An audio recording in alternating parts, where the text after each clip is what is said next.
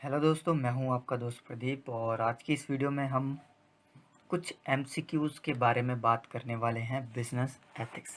जी हाँ, एक छोटा सा टेस्ट है ये। ज़्यादा क्वेश्चंस नहीं होंगे, मिनिमम 10 क्वेश्चंस होंगे एंड मैं उसको समझाने की कोशिश करूँगा आपको कि किस तरीके से एग्ज़ाम में हमें ये सोच समझ कर करना होता है। ठीक है, याद होता है हमें, बट याद होते हुए भी हम क्या करते हैं, भूल जाते हैं। हमें समझ में नहीं आता किस तरीके से सॉल्व करें, किस तरीके से करें।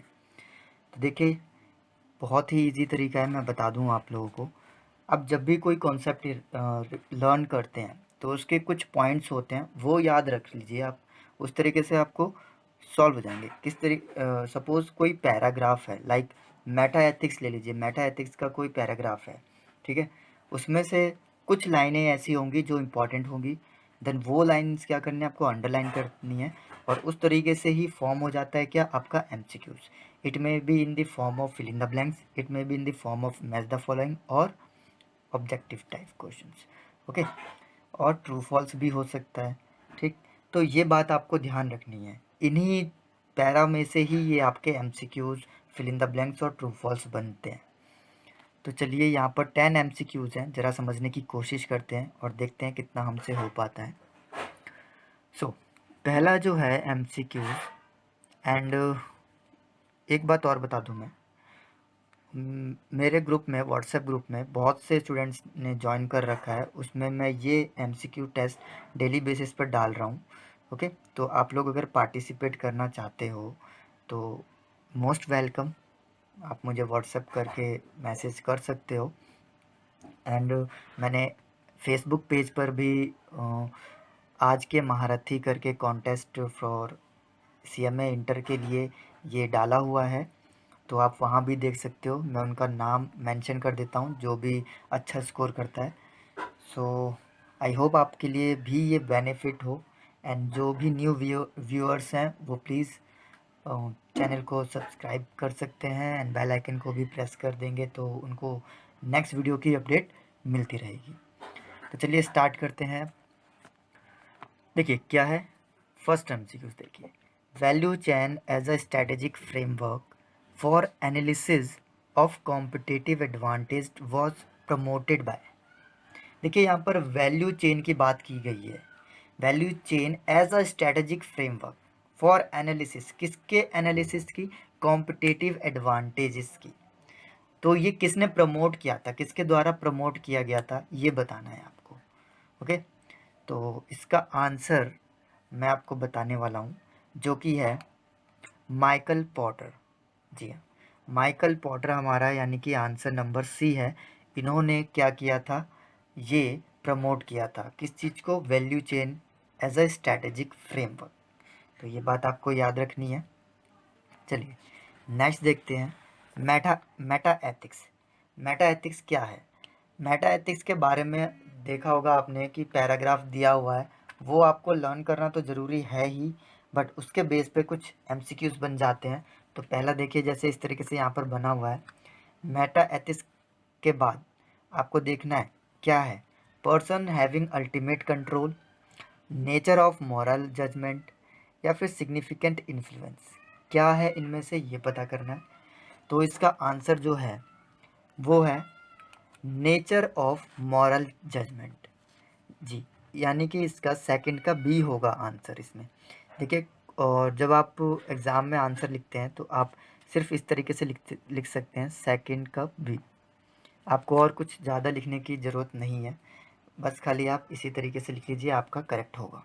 ठीक है, तो मेटा एथिक्स के बारे में क्या है कि वो एक नेचर है उसका, मेटा एथिक्स का, कि कैसा है वो मॉरल जजमेंट देता है, मॉरलिटी पर जजमेंट देता है। इट मीन्स, देखिए बचपन में हमने मॉरल साइंस पढ़ा होगा, उसमें बहुत सारी कहानियाँ होती थी। उसके बाद, उस लास्ट कहानी के बाद हमें एक सीख मिलती थी, है ना, कि हमें ये काम करना चाहिए और ये काम नहीं करना चाहिए। उसी बेस पर है क्या हमारा ये मेटा एथिक्स। तो ये बात ध्यान रखनी है आपको, उसका नेचर कैसा है, मॉरल जजमेंट देता है वो। ओके, नाउ नेक्स्ट आइए जरा। नेक्स्ट है हमारा, business ethics must safeguard different rights of the. Business ethics जो है वो सेफगार्ड रखता है डिफरेंट राइट्स ऑफ, किसके राइट्स को? बिजनेस एथिक्स जो है वो बहुत ही यूज़फुल होता है, आपने पढ़ा भी होगा, ठीक है। बिजनेस का मतलब एथिक्स का क्यों ज़रूरी है बिजनेस में, ये बात है। तो वो किसके राइट्स को सेफ गार्ड मतलब सेव करके रखता है? जी हाँ, हमने पढ़ा था, और इसका आंसर होगा कंज्यूमर। कंज्यूमर के राइट्स को सेव करके रखता है, यानी कि यहाँ पर प्रायोरिटी जो दे रखी है वो कंज्यूमर को मोस्टली प्रायोरिटी दे रखी है बिजनेस से रिलेटेड। यानी कि जो भी हम काम करते हैं बिजनेस के फेवर सॉरी कंज्यूमर के फेवर में रहकर ही काम करते हैं। यानी कि कोई भी प्रोडक्ट हो या फिर कोई भी सर्विसेज हो, अगर कोई ऑर्गेनाइजेशन उसे मार्केट में लेकर आती है तो वो पूरा का पूरा किस पर डिपेंड होगा? कंज्यूमर पे, कि कंज्यूमर पूरा फुल्ली सेटिस्फाई हो सके। तो ये है, ये यहाँ पर बताया गया है कि उसके सेफगार्ड राइट्स को क्या करती है, मतलब जो है उसको फेवर में रखती है, ठीक है। तो किसके राइट्स को? कंज्यूमर के राइट्स को। तो इस फिल इन द ब्लैंक्स में क्या आएगा? कंज्यूमर आएगा। ओके, नेक्स्ट देखिए, ethics are the set of moral principle that guide. Ethics जो है वो सेट ऑफ मॉरल है, मॉरल प्रिंसिपल्स डेट गाइड, जो कि गाइड करता है एक पर्सन को, किसके लिए? बिहेवियर के लिए, फिलॉसफी, रिलीजन या फिर प्रोफेशन। तो मैं यहाँ पर बता दूँ आपको, जो आंसर होगा वो होगा बिहेवियर। बिहेवियर के लिए हमारा जो मेन है वो मेन गाइड करता है किस लिए? बिहेवियर के लिए, ठीक है। एथिक्स क्या है? सेट ऑफ मॉरल प्रिंसिपल है जो कि गाइड करता है पर्सन को again in the favour of their behaviour. Behaviour के फेवर में क्या करता है? वो गाइड करता है। नेक्स्ट आ जाइए, ethics is a ethics is a requirement for human life. Ethics जो है वो क्या ह्यूमन के लिए बहुत ज़रूरी है? रिक्वायरमेंट है, ज़रूरत है इसकी एथिक्स की। ट्रू या फॉल्स? तो देखिए, मैं अगर एक बात बताऊं, एथिक्स अगर ना हो ह्यूमन के लाइफ में तो क्या इफ़ेक्ट होता है? इफ़ेक्ट ये पड़ता है कि इंसान को यही नहीं पता चलेगा कि सही है या ये गलत है, ठीक। तो ये जानना ज़रूरी है एथिक्स, क्योंकि हमें यही बताता है what is wrong and right, ठीक है। तो यानी कि यहाँ पर इस स्टेटमेंट का जो आंसर है वो क्या होगा? ट्रू होगा। ओके, चलिए नेक्स्ट आ जाइए। नेक्स्ट है हमारा अप्लाइड एथिक्स। अप्लाइड एथिक्स क्या कहता है? अप्लाइड एथिक्स के बारे में देखिए, यहाँ पर मेटा एथिक्स भी एक वर्ड आया था, फिर उसके बाद अब आया है अप्लाइड एथिक्स। तो अप्लाइड एथिक्स के बारे में भी आपको पढ़ लेना है, और वहाँ से एक पॉइंट निकल कर आया है कि देखिए क्या, war, animal rights and capital punishment. तो ये उसमें डिस्क्राइब किया होगा, तभी वो पॉइंट यहाँ से निकल कर आया है, ठीक है। क्या निकल कर आया है कि ये इस चीज़ की पनिशमेंट को रेफर करता है क्या? यस, ट्रू और फॉल्स? ट्रू, इसका आंसर होगा ट्रू। आई होप ये क्लियर हो गया आपको।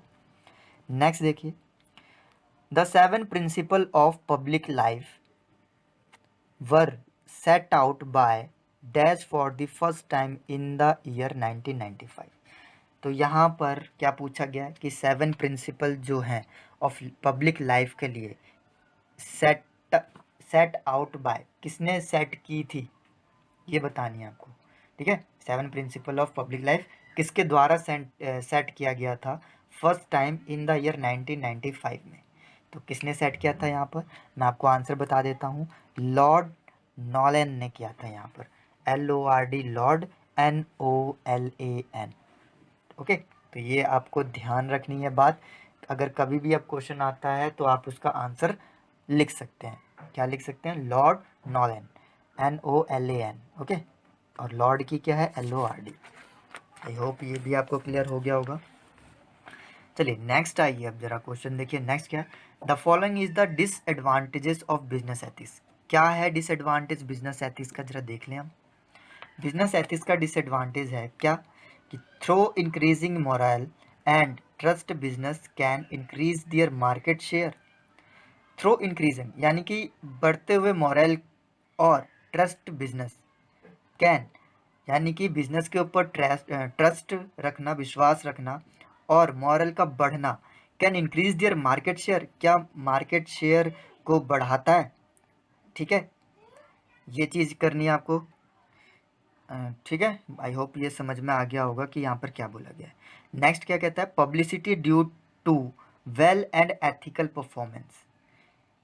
देखिए यहाँ पर क्वेश्चन को पढ़िए जरा, क्या बोला है क्वेश्चन में, पहले तो ये समझना है हमें कि following is the disadvantage of business ethics, इसमें से कौन सा डिसएडवांटेज है बिजनेस एथिक्स का। तो सबसे पहले तो क्या बात आ गई कि बिजनेस एथिक्स के लिए मैं एक बात बता दूं, बिजनेस एथिक्स जो है वो टोटल फेवर करता है किसके किसके मतलब किसके फेवर में काम करता है, वो कंज्यूमर के फेवर में रहकर काम करता है। तो यहाँ पर बोला गया पहले में कि इंक्रीजिंग मॉरल, और जो विश्वास है इंक्रीज करता है मार्केट शेयर को, है ना, ये भी हो सकता है। ठीक, लेकिन देखते हैं क्या हमें क्या करना है, हमें तो डिसएडवांटेज बताना है ना, तो डिसएडवांटेज थोड़ी ना है, ये तो सही कह रहा है। नेक्स्ट देखिए, नेक्स्ट क्या है, publicity due to well and ethical performance. अब पब्लिसिटी कब बढ़ेगी, जब हम वेल परफॉर्म करेंगे और एथिकल बिहेवियर होगा हमारा, तभी तो क्या होगा, पब्लिसिटी बढ़ेगी। ठीक है। नेक्स्ट है diversity sorry acceptance of products of the company by the public. Acceptance जब प्रोडक्ट का रहेगा किसी भी कंपनी का बाय द पब्लिक, तो ये तो सही बात है, अच्छी बात है ना, तो ये भी डिसएडवांटेज नहीं हो सकता बिजनेस एथिक्स का।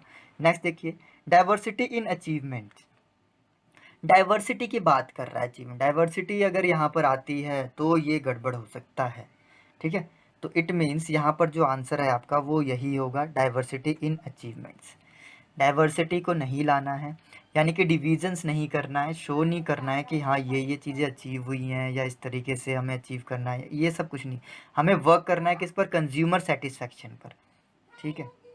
नेक्स्ट है, नेक्स्ट क्या है हमारा, चलिए नेक्स्ट देखते हैं ज़रा। नेक्स्ट क्या है, the business man who do not follow business ethics. एक बिजनेसमैन जो बिजनेस एथिक्स को नहीं फॉलो करता है, will have short term success. क्या वो शॉर्ट टर्म सक्सेस उसको मिलेगा, but they will fail in the long run. और वो क्या करता है लेकिन लॉन्ग रन में फेल हो जाता है। देखिए, अगर वो बिजनेस एथिक्स को फॉलो करता है तो शॉर्ट टर्म सक्सेस मिलेगी, लेकिन लॉन्ग रन में नहीं मिलेगी। क्या ये ट्रू है? यस, ये बात बिल्कुल ट्रू है। अगर बिजनेसमैन जो फॉलो नहीं करता है, हु डू नॉट की बात की है, आई थिंक मैंने गलत बोल दिया था कुछ, चलिए कोई बात नहीं, मैं अभी आपको समझा देता हूँ। देखिए, बिजनेसमैन है, अगर वो फॉलो नहीं करता है बिजनेस एथिक्स, तो उसको शॉर्ट टर्म के लिए तो सक्सेस मिल जाएगी, लेकिन लॉन्ग टर्म में वो काम नहीं कर पाएगा। किस तरीके से, देखिए, बिजनेस में एथिक्स क्यों आया है, सबसे पहली बात तो ये जाननी है। बिजनेस में एथिक्स इसलिए लिया गया है जिससे कि कंज्यूमर का ट्रस्ट जो है वो हम क्या कर सकते हैं, वो ले सकें अपने प्रोडक्ट के रिगार्डिंग या फिर अपनी हमारी सर्विसेज के रिगार्डिंग। ठीक है, तो ये जानना बहुत ही ज़रूरी है।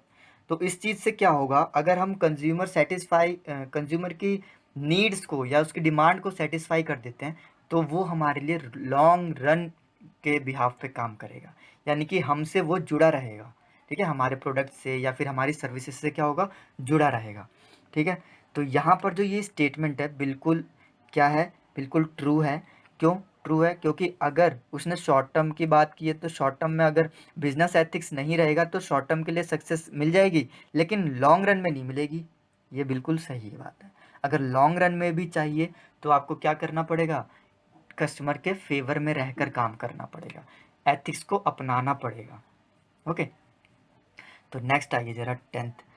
The ethical operation of a company is directly related to, ethical operations जो हैं of a company is directly related to, किससे रिलेटेड है। तो देखिए, यहाँ पर मैं आपको बता दूँ, बिजनेस का जो ऑपरेशन होता है, कोई भी बिजनेस हो तो किससे रहेगा, इन both short and long run की बात कर रहा है, किससे रिलेटेड रहेगा।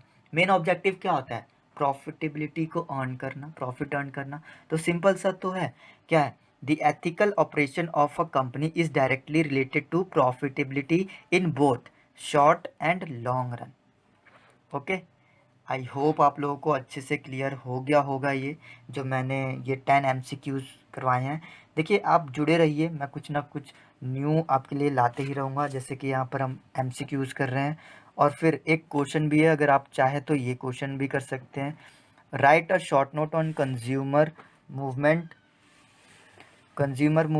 एंड एथिक्स है, और व्हाट आर द नीड्स और इम्पोर्टेंस ऑफ बिजनेस एथिक्स। ठीक है, मतलब क्या ज़रूरत है और क्या इंपॉर्टेंस है बिजनेस एथिक्स की, ये सारी बात है। तो आई होप आप लोगों को ये वीडियो पसंद आई होगी, तो प्लीज़ एक लाइक तो कर ही दीजिए, और जो न्यू व्यूअर्स हैं वो प्लीज़ सब्सक्राइब और बेल आइकन को ज़रूर प्रेस कीजिए। So thank you so much guys, मिलते हैं नेक्स्ट वीडियो में। इसी तरीके के डे बाय डे मैं इम्प्रूव करने की कोशिश कर रहा हूँ। एंड प्लीज़ कमेंट कीजिए जिससे कि मैं और भी कुछ अच्छे टॉपिक्स को यहाँ पर प्रेजेंट कर सकूँ आपके सामने। So thank you so much.